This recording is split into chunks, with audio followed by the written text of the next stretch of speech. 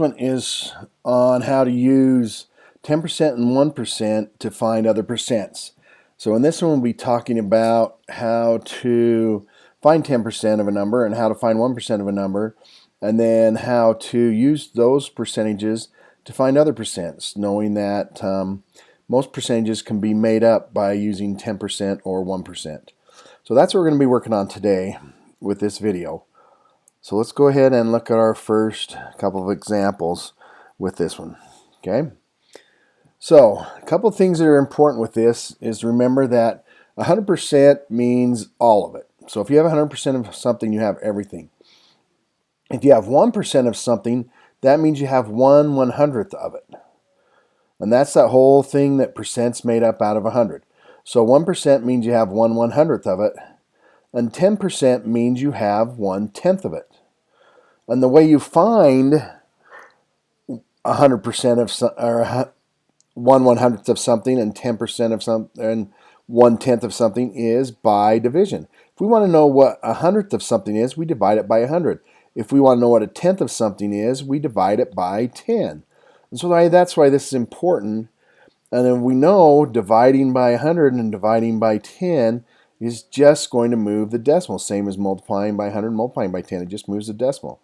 So let's go ahead and look at a few of these. So 10% of 33 is, so if we take that and divide it by 10, since we want to find what 1/10 of it is, we divide it by 10, and that just moves the decimal over one place.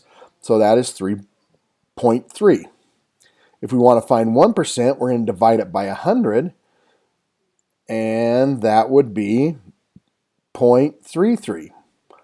Now, so again, it just moves the decimal over two places when we divide by 100. So you can actually do this without even really doing the division, just knowing 10% moves the decimal over one place, and finding 100% moves the decimal to the left two places. Now, to get 12%, if we think of this, 12% is made up of 10% and then two 1%. So in order to figure out what 12% of 33 is, we need what 10% of it is and what 1% and what 1% of it is. And we add those two together and we end up with 3.96 or 3 9600ths. And the reason this method works really well is this is something you can often do in your head, this idea of just moving decimals and then adding those numbers together. So this is a quick way to figure out mentally what percents are. So again, dividing by 10 to find 10% moves the decimal one place to the left. Dividing by 100 to find 1% moves the decimal two places to the left. And then we can just add those up. We can also use multiplication to figure what those are at. And there's some other strategies we'll look at too. So let's go ahead and look at another one here. So this one. So again, we want to find 10% of 51. So we're going to divide by 10, and again, that's just going to move the decimal over one place. So we end up with 5.1, or 5 1/10. And if we want to find out what 1% is of 51, we're going to divide that by 100, and so that's going to move our decimal over two places. So we end up with 51/100ths. And once we have those, then we're going to decide down here, okay, 24 is made up of two 10s and four 1s. So it's made up of two 10% and four 1%. And so we need two 5.1s and four 0.51s. So we're going to just calculate that. So we have two 5.1s and 4 times 51/100ths, and then we end up with 10.2 for these two and 2.4 for those two. We add those together, and that is what we get for 51% of 24. So again, that's what we can end up with is 12.24. So again, most of these are calculations that you can do in your head, and ones you are able to do that way without a calculator. So 1 and 10%. Let's look at one more example here, okay? On her cell phone bill, Hannah noticed that of the 340 text messages that she sent last month, 15% were sent at night.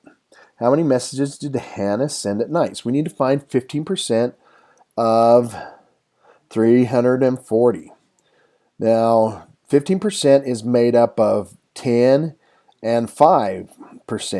We're going to look at this one. 10% is an easy one to find.